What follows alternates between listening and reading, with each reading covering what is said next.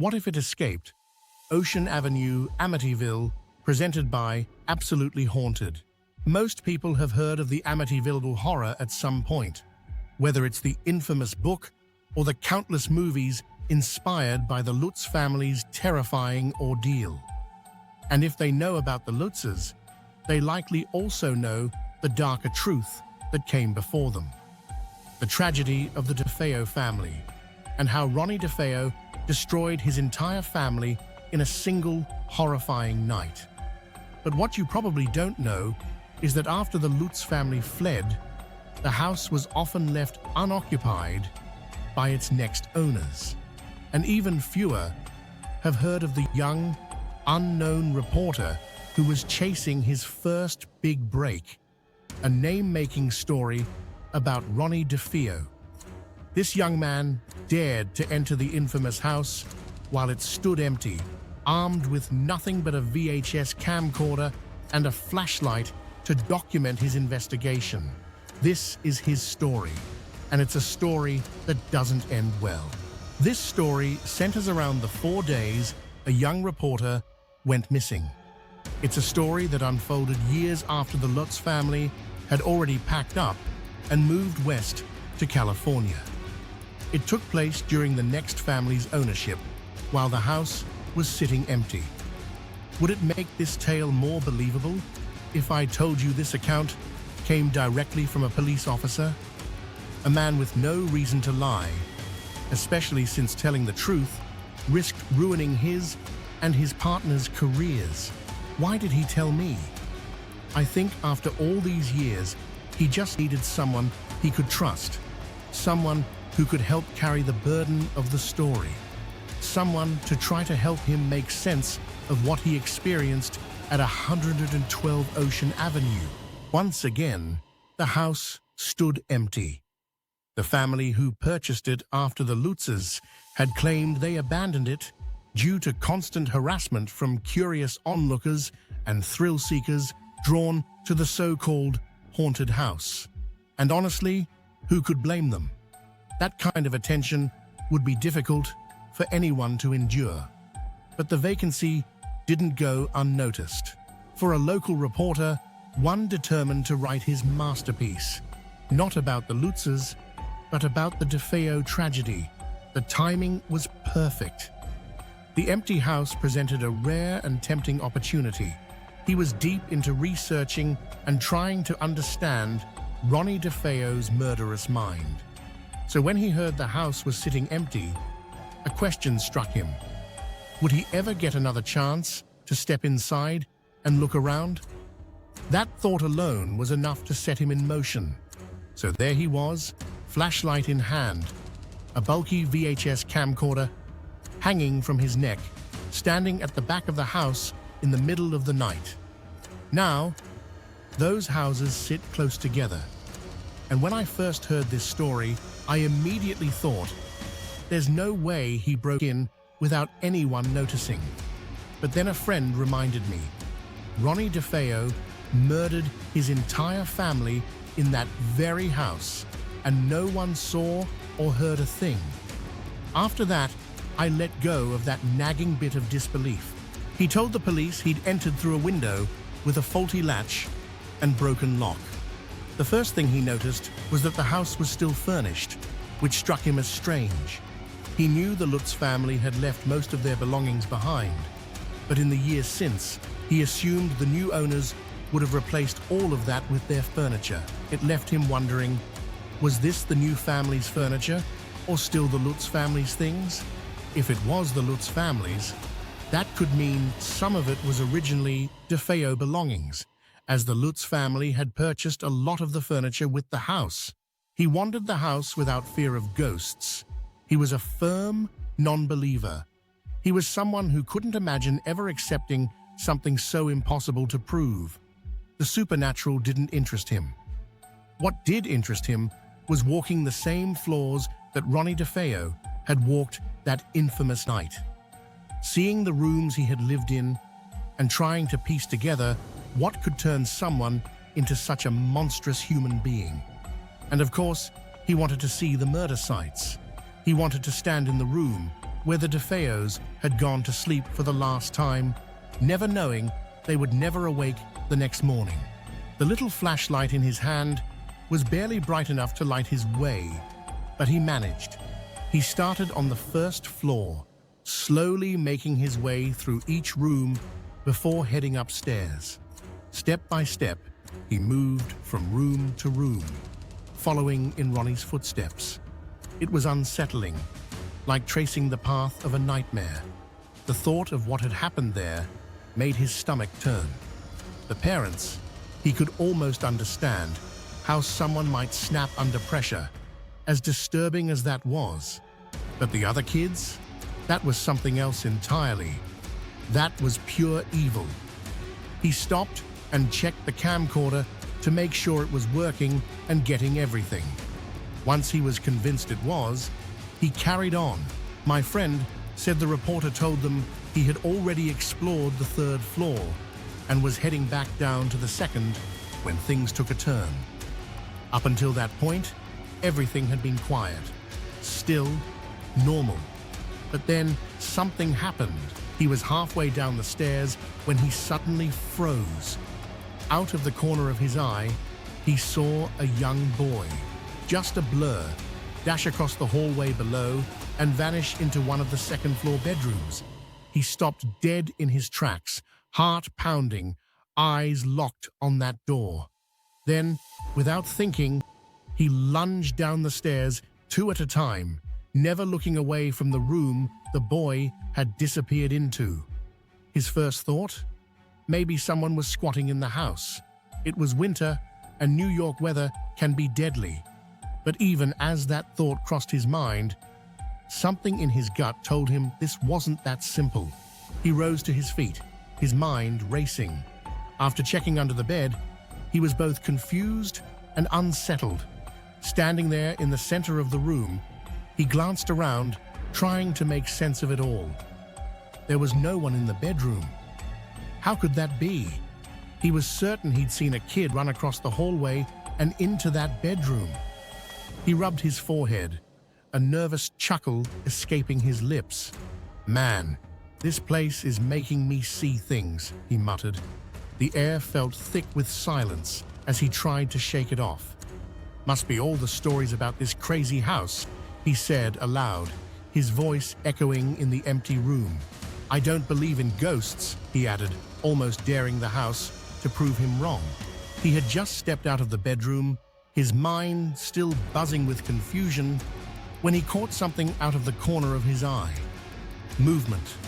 It was on the third-floor stairs. His heart slammed into his chest as he turned toward it. For a split second, he caught a glimpse of something, a pair of slender legs, partially covered by a skirt. Those legs, they didn't belong there. They moved quickly, gliding around the banister at the top of the stairs and vanishing toward the bedrooms beyond. His breath caught in his throat. It was as if time itself had stopped. His blood ran cold, and in the dead silence of the house, he swore he could still hear the soft, almost imperceptible shuffle of those shoes against the floor. That was all it took. The sight of those legs, the eerie silence that followed. It was enough. He was spooked, no longer interested in staying inside the house. It had lost its appeal. "I will go down to the basement and finish so I can get out of here," he thought. Since the moment he'd stepped foot in the house, there had been something off. An oppressive weight in the air, like the walls themselves were watching him. He couldn't explain it, but he wasn't about to blame it on ghosts. Not yet. Now, after what he had just seen, there was no question in his mind that someone else was in the house. But not spirits. It was probably squatters. Squatters can be dangerous, and the thought of them lurking in the dark corners of the house made his skin crawl, but it was enough to get him moving again, fast. He took the stairs down to the first floor, each step feeling heavier than the last.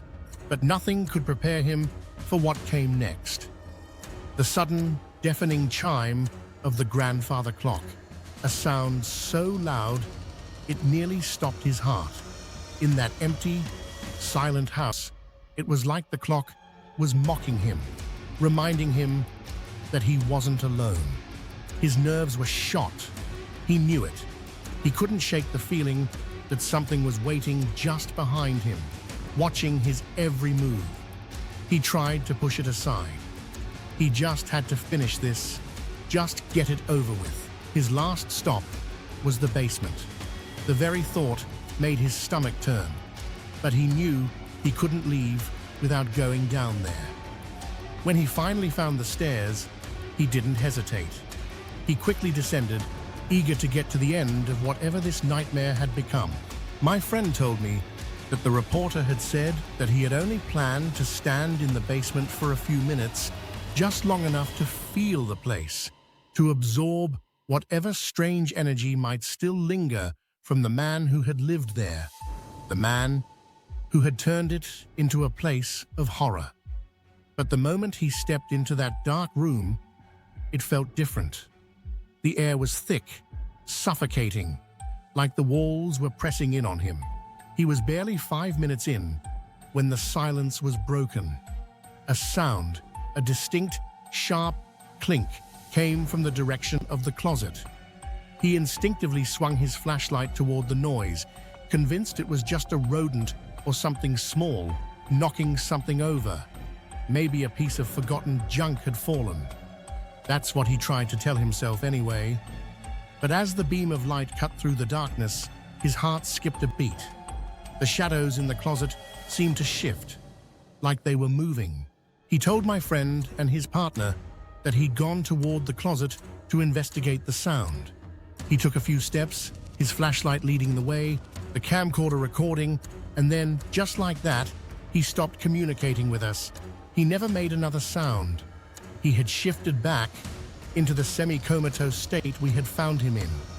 My friend's face contorted as he retold the reporter's tale, his discomfort palpable. He shifted in his seat and called the server for another drink before continuing. "This is where it gets weird," my friend said, locking eyes with me. "Oh," I laughed. "I thought it's been pretty damn weird the whole time." He shrugged it off, clearly trying to steady himself, and then he continued. "Try to keep up with me as I said, it is going to get weird." He shifted in his chair. "Okay," I said. "Get on with it." "Well," my friend began, his voice lowering slightly, "we were on duty, just cruising the streets, when this guy first came onto our radar. We were told to go check it out, as a lady had reported she had found the reporter that had been missing for 4 days. The one everyone was looking for. The problem had been that no one had any idea where he could be or where to start the search. He lived alone, he had no wife, no kids, it was just him. He hadn't spoken to anyone for days before he disappeared. No calls, no messages. He was just gone. A neighbor, who lived a few houses down, had stepped outside to fix something when she noticed him. Across the yard, near the boathouse behind 112 Ocean Avenue, she saw a man sitting with his back against the wall. Snow was falling softly around him, slowly covering his form, making it harder to distinguish him from the landscape. At first, she thought nothing of it, but then a feeling, something nagging in the pit of her stomach, made her stop. Something wasn't right. She called out to him, but there was no response. As she approached, she saw that he wasn't moving. His eyes were wide open, but they were locked on something far beyond her. He was unfocused, unblinking. She knew something was wrong with him medically. This man seemed to be in some sort of trance, but there was more to this than just that, as she knew it was the reporter that was missing. She recognized him instantly, the man who had been all over the news for the past few days. His disappearance had become a mystery no one had been able to solve until now.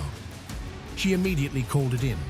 She turned to head back to her house to make the call, and that's when she spotted something a few feet away from him. partially covered in snow, was a camcorder. The equipment was expensive, and it didn't make sense. Who would leave something like that out in the snow? She took it with her to get it out of the snow and handed it over to us when we arrived, knowing it must be his. Who else would have left it behind? Maybe there would be some clue as to what had happened to him on there. She said. My partner approached him first. Hey, buddy. He shook the guy's arm gently, but there was no immediate response. He tried again, more forcefully this time, until the man started to stir.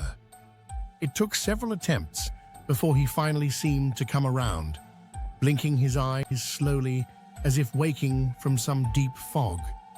Groggily, he looked up at my partner, his expression dazed, confused. It was like he was seeing the world through a thick veil, as if nothing made sense. What? The word was barely a whisper, but his eyes were locked on my partner's now, though it was clear he was still lost in his disoriented mind. Where you been, buddy? My partner asked, his voice low but urgent. You've been missing for 4 days. 4 days, the man repeated, his voice barely above a whisper, as if he couldn't fully comprehend what was happening. Gradually, though, his mind seemed to clear, the fog lifting, piece by piece.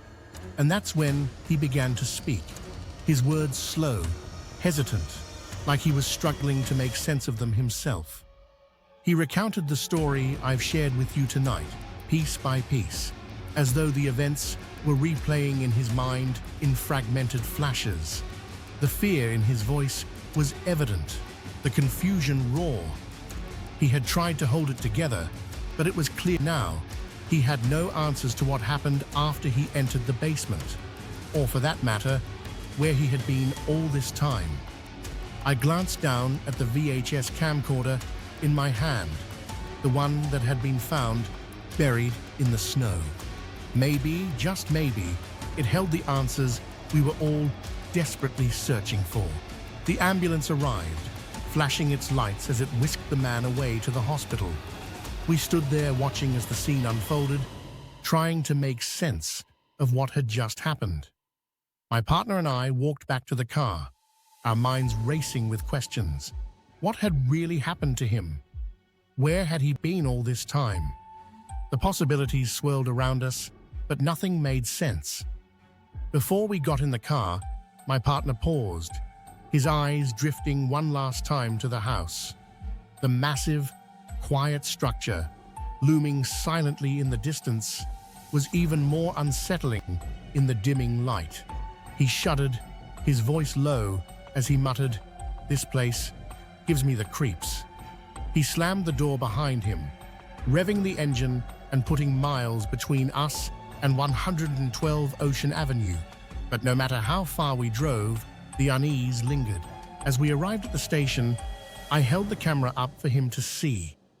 "Oh yeah, I forgot you had that. Maybe there is a clue or two." I was thinking the same thing at the time. "So you want to watch it before we write up our reports?"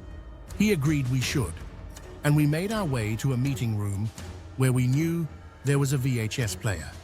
He shoved it into the machine and pushed play. The first 30 minutes were almost uneventful. The reporter wandered through the sprawling house, making casual comments about the things he had heard, had transpired in the rooms where the Defeos had once lived. He spoke of the murders, the eerie history, as if he was trying to piece it all together, like he was searching for some connection, some answer. I sat forward, eyes glued to the screen, utterly flabbergasted. There it was on the footage, the kid, just as the reporter had described. The footage didn't lie. We watched as the reporter went from room to room, searching for something, someone. But when he reached the bedroom, the one he had claimed the boy had darted into, there was nothing. The search was thorough, but there was no trace of anyone. He found nothing. As he stepped from the room, the camera briefly caught the third-floor staircase, and sure enough, it had caught the image of the legs, the ones he swore he saw in the hallway, climbing the stairs. Then came the basement. The moment the camera descended those stairs, I felt it. Something cold and wrong. Like the air had changed. The house felt different through the lens, heavier, darker. That's when things really took a turn. We were right there with him through the film, watching as he descended the stairs into the basement. The camera swung around as he looked around, his flashlight sweeping over the room, revealing nothing but shadows and old furniture.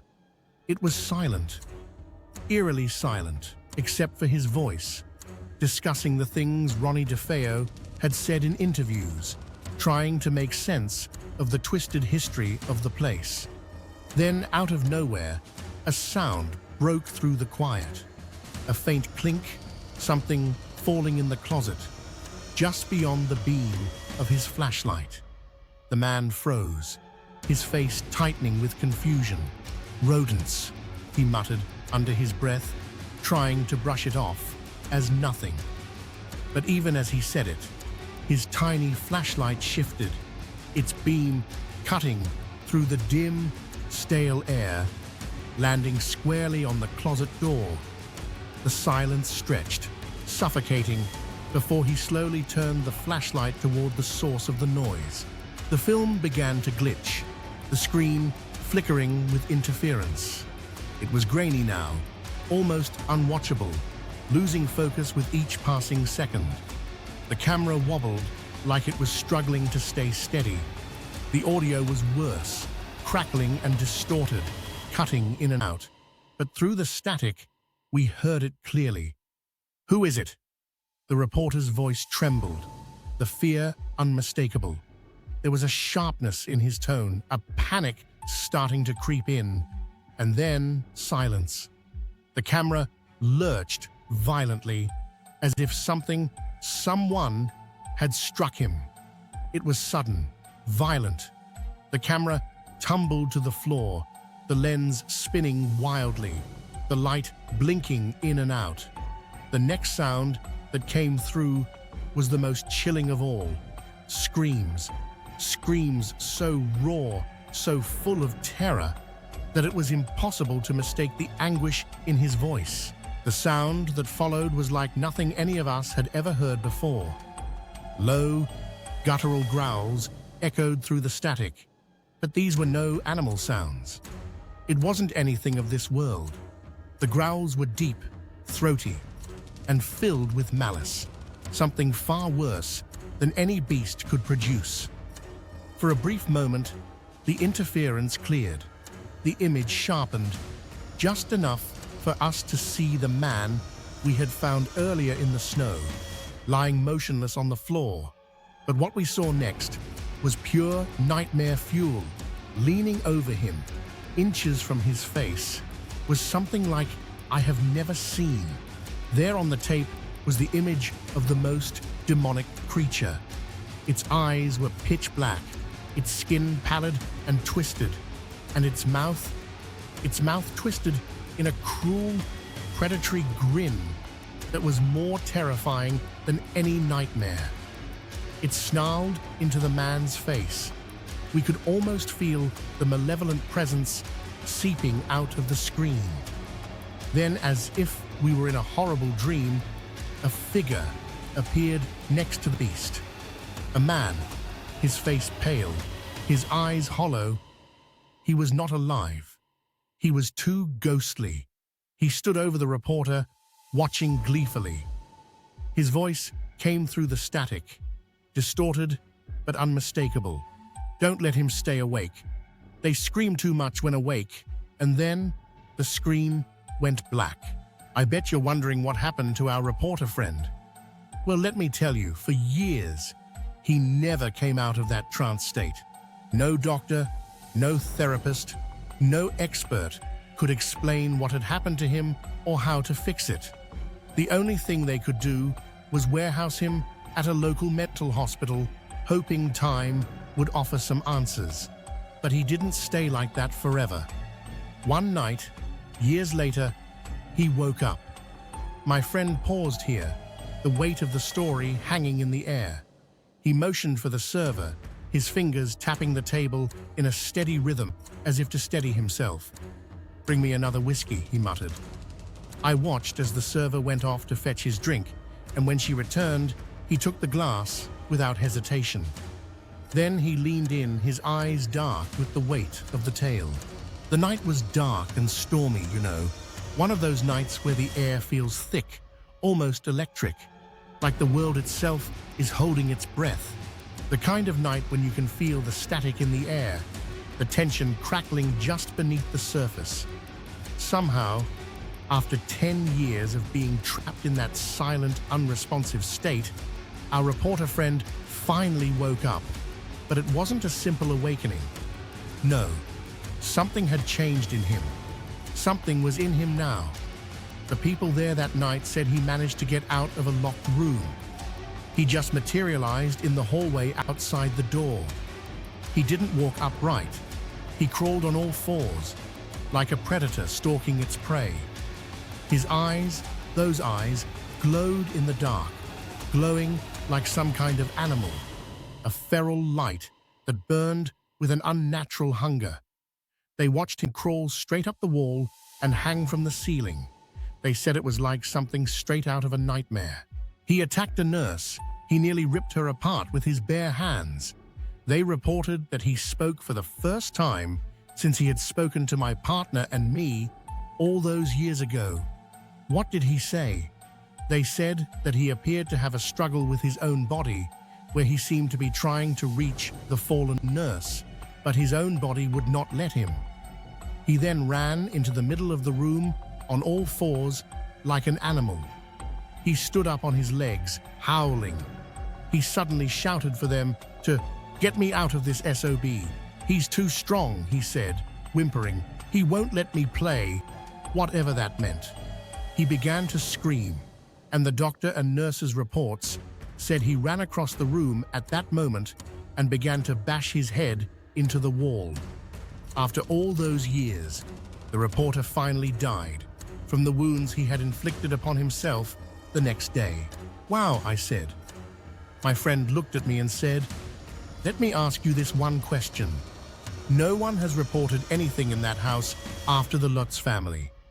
Do you think that reporter brought it out in his own body, like a possession?" I looked at him, thinking, "I don't know, but I suppose it could be possible. Is that what you think happened?" He sat back and stared at me a minute, like he was weighing his words.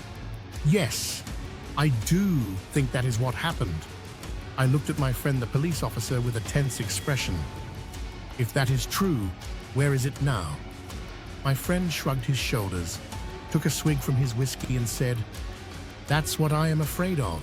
What if it is loose out here, and we are all its prey?"